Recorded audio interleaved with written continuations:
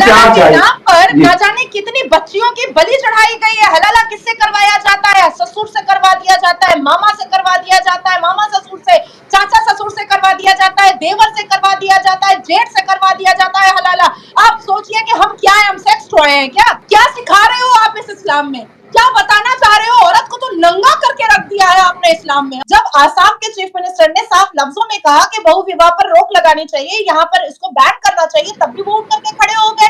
हमें क्यों बार बार कॉन्ट्रैक्ट से बांधा जाता है? एक मर्द के साथ 4 औरतें कपड़े खोल करके उसको सेक्सुअली रिलीफ दे, ये क्या है? ये गंदगी वल्गैरिटी नहीं है तो क्या है? इसको क्या बोला जाएगा? अगर सूरे अल अहज़ब बताता है कि प्रॉफिट मोहम्मद सल्लल्लाहु अलैहि वसल्लम अगर अपने अडॉप्टेड चाइल्ड की बीवी से शादी निकाह कर लेते हैं तो इसका मतलब है कि अब कोई भी बच्चा अडॉप्ट नहीं कर सकता है। तो यूसीसी में आप देखो 67.2% महिलाओं ने, मुस्लिम महिलाओं ने वोट किया ना, वोट करके सपोर्ट किया ना। अभी आप सोचो कि 4 शादियों के नाम पर ना जाने कितनी कितनी वल्गैरिटी और कुप्रथाओं को हवा दिया जा रहा है। क्यों होगी 4 शादियां? आप असदुद्दीन अवैसी जी की बात करते हैं। जब आसाम के चीफ मिनिस्टर ने साफ लफ्जों में कहा कि बहु विवाह पर रोक लगानी चाहिए, यहाँ पर इसको बैन करना चाहिए, तब भी वो उठ करके खड़े हो गए कि नहीं नहीं नहीं रोक लगेगा। यूसीसी के द्वारा भी वो यही कह रहे हैं, मतलब हम अडॉप्ट नहीं कर सकते बच्चा, सक्सेशन के द्वारा हमें अधिकार नहीं मिल सकता, हमें बराबर का हक नहीं मिल सकता, हमें बराबर की इक्वालिटी नहीं मिल सकती, हम पढ़ नहीं सकते, हम लिख नहीं सकता, हम वोकल नहीं हो सकते, हमें रिस्पेक्ट नहीं मिल सकता है। तो आज तक क्या इस बारे में, मुसलमान महिलाओं के बारे में किसी ने सोचा था? आज भी लोग इसकी विरोधिता कर रहे हैं। क्या यही असदुद्दीन अवैसी जी पार्लियामेंट के अंदर खड़े होकर के ये नहीं कह रहे थे कि निकाह जो है वो मैरिज कॉन्ट्रैक्ट है और इसको रहने दिया जाए कॉन्ट्रैक्ट? तब मैं आपको बताती हूँ कि तब मैंने बहुत गुस्से में आकर के ये बात कही थी कि हम क्या है, हम तबेला है जो हमारा कॉन्ट्रैक्ट किया जाएगा? हम क्या है, हम कोई फैक्ट्री है जो हमारा कॉन्ट्रैक्ट किया जाएगा? जीते जागते इंसान है हम। हमारी भी रगों में वही खून दौड़ रहा है जो असदुद्दीन अवैसी की रगों में दौड़ रहा है। हमें क्यों बार बार कॉन्ट्रैक्ट से बांधा जाता है? एक मर्द के साथ 4 औरतें कपड़े खोल करके उसको सेक्सुअली रिलीफ दे, ये क्या है? ये गंदगी वल्गैरिटी नहीं है तो क्या है? इसको क्या बोला जाएगा? क्या बिल्कुल बोला ठीक जाएगा? है। औरतों के अंदर भी इमोशंस है, दर्द है, पीड़ा होती है, वो भी दिमाग रखती है, वो भी सोचती है, उनको भी स्वतंत्रता चाहिए, उनको भी प्यार चाहिए। नाम पर ना जाने कितनी बच्चियों की बलि चढ़ाई गई है। हलाला किससे करवाया जाता है? ससुर से करवा दिया जाता है, मामा से करवा दिया जाता है, मामा ससुर से, चाचा ससुर से करवा दिया जाता है, देवर से करवा दिया जाता है, जेठ से करवा दिया जाता है हलाला। आप सोचिए कि हम क्या है, हम सेक्स टॉय हैं क्या? हमारा कोई अस्तित्व नहीं है क्या? हमारा कोई सेल्फ रिस्पेक्ट नहीं है क्या? ये काम नाजिया के साथ नहीं हुआ है क्योंकि नाजिया एडुकेटेड फैमिली से आ रही है, लेकिन उन पसमानदा बेटियों के साथ हो रहा है जिसके केसेस नाजिया के। क्या अभी भी ये लगाती है नाजिया? क्या नाजिया जी अभी भी ये प्रथा जारी है क्या? बिल्कुल जारी है। हलाला के नाम पर, पॉलीगेमी के नाम पर ये जो गंदगी चल रही है, मैं इसके अगर केसेस दिखाना और फाइलें दिखाना स्टार्ट करूँ ना तो आपको मेरे साथ 72 घंटा बैठना पड़ेगा लाइव होकर। बड़ी शर्मनाक स्थिति है। 3 तलाक तो बंद है ना? 3 तलाक या अभी भी? तलाक के अवेयरनेस पे कंटिन्यू 1.5 साल मैंने अवेयरनेस कैंप किया है, 1.5 साल अवेयरनेस कैंप किया है। अब ये क्या करते हैं कि अब ये कुरान के हिसाब से तलाक देते हैं। और देखिए गंदगी, देखिए कि कुरान क्या कहता है। कुरान कहता है पहला पीरियड्स हो औरत को, जब उसको बहुत सेक्सुअल डिजायर्स चढ़े तब उसको पहला तलाक दो। उसके बाद दूसरा पीरियड्स हो तब उसको बहुत सेक्सुअल डिजायर्स चढ़े औरत को, तब उसको दूसरा तलाक दो। फिर उसको पीरियड्स हो तीसरे महीने में और जब उसको सेक्स की बहुत ज्यादा फीलिंग हो जाए तब उसको तीसरा तलाक दो। भाई क्या सिखा रहे हो आप? क्या सिखा रहे हो आप इस इस्लाम में? क्या बताना चाह रहे हो? औरत को तो नंगा करके रख दिया है आपने इस्लाम में। क्या क्या बता क्या रहे हो आप? क्यों नंगा कर रहे हो औरत जात को?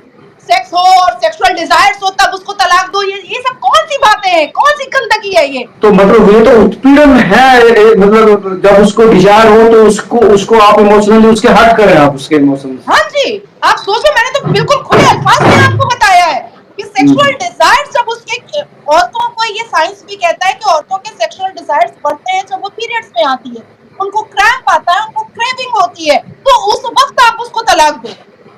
आप सोचो कि इस्लाम क्या बता रहा है।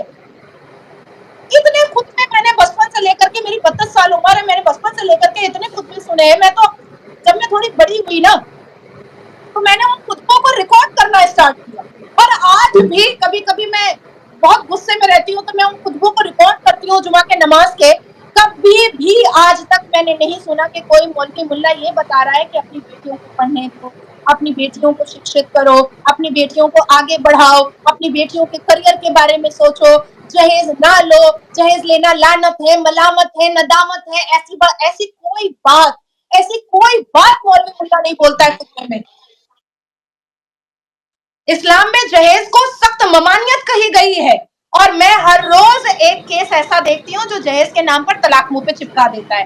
इवन मुसलमान मर्द ऐसे हैं कि मान लीजिए मेरी मेरी दोस्ती हो गई है या मेरा कोई एक्वेंटेंस है मुसलमान लड़का, मैंने उसको मदद के तौर पर अगर लाख रुपए दिया है, वो पैसा वो रिटर्न नहीं करेगा, नहीं, ऐसे भी केसेस मेरे पास है, वो पैसा वो रिटर्न नहीं करेगा और अगर लड़की मांग रही है तो पता है उसको क्या बोलेगा, प्रोस्टिट्यूशन करके ही तो लेकर आई थी, पैसा ले लिया तो क्या हो गया।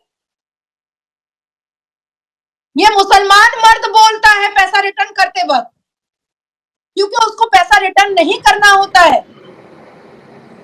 अगर देखने वाले जनता को, व्यूअर्स को मेरी बात पर 1% भी शक है मुसलमान लड़कों के बारे में और मर्दों के बारे में जो मैं बोल रही हूँ, मेरे इंस्टाग्राम के कमेंट्स बॉक्स में चले जाइए, इतनी गंदी गंदी गालियां मुझे दी जाती हैं, इतनी वाहियात वाहियात गालियां मुसलमान मर्द मुझे देते हैं कि मैं उसको अपने जुबान से बोल नहीं सकती हूँ। तो मुसलमान मर्दों के चरित्र को लेकर के अगर बात करने बैठ जाऊं मैं, तो शायद मैं 6 महीना भी खामोश नहीं रह पाऊंगी, मैं कंटिन्यूअस बोलती रहूंगी। आप मुझे बताएं कि ये 72 बच्ची नूरों का किसने निकाला है?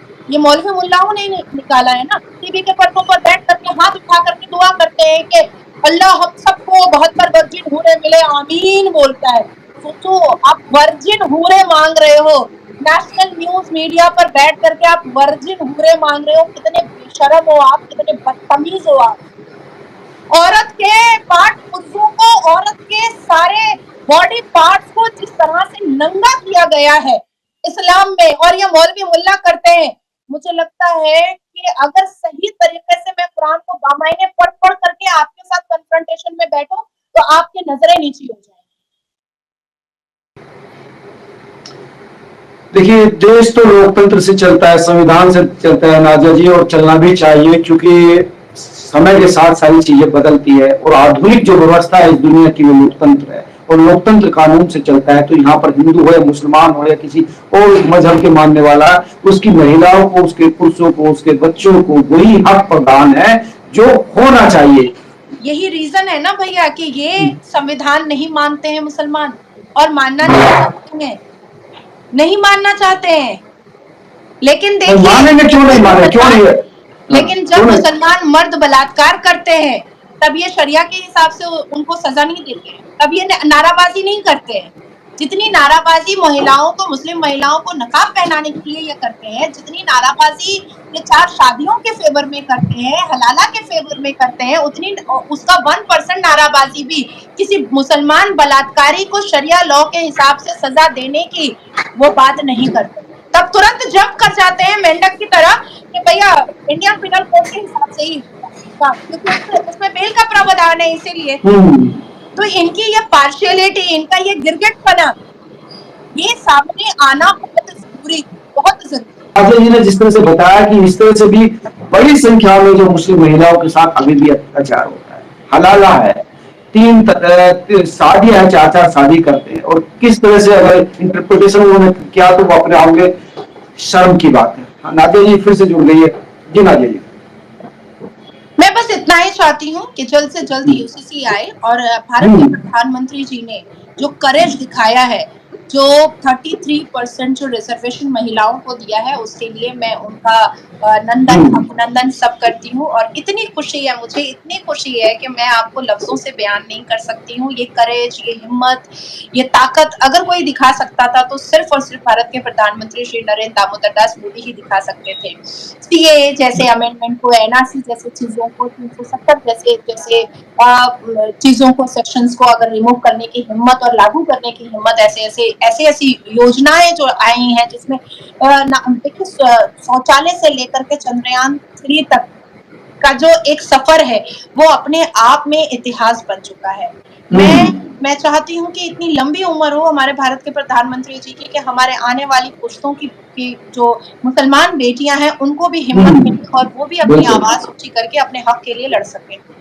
बिल्कुल ठीक बात करें नाजिया जी, क्योंकि बेटियां चाहे मुस्लिम हो चाहे हिंदू हो, उनको सहारे की जरूरत होती है, उनको सपोर्ट की जरूरत होती है। मैं डीएमडी की बात कर रहा हूँ नाजिया जी, लड़कियों में ज्यादा क्षमता होती है, वो ज्यादा मेहनत कर सकती है, फोकस्ड होती है, लेकिन उनको कम से कम अवसर तो दिया जाना चाहिए।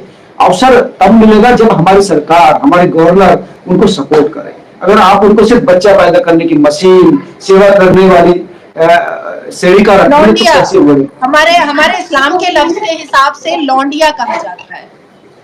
मैं क्या कहूँ आपको नाजिया जी, आप इतनी मुखरता के साथ, इतनी साहस के साथ चीजें रखती है, लेकिन जिस तरह से आप बता रहे कि खतरा है, मुझे तो आपके लिए भी चिंता है कि इस तरह से एक मुखर आवाज जो लगातार बिना खोद के, बिना डर के चीजें रखती है, वो अपने आप में इस देश की धरोहर है। नाजिया जी, आप जुड़े हमारे साथ, तमाम चीजों पर बेबाक राय रखी, वो अपने आप में बहुत जरूरी है, लेकिन अपने आप ख्याल रखिएगा। धन्यवाद, नमस्कार। धन्यवाद। जय सिया राम। जय श्री राम।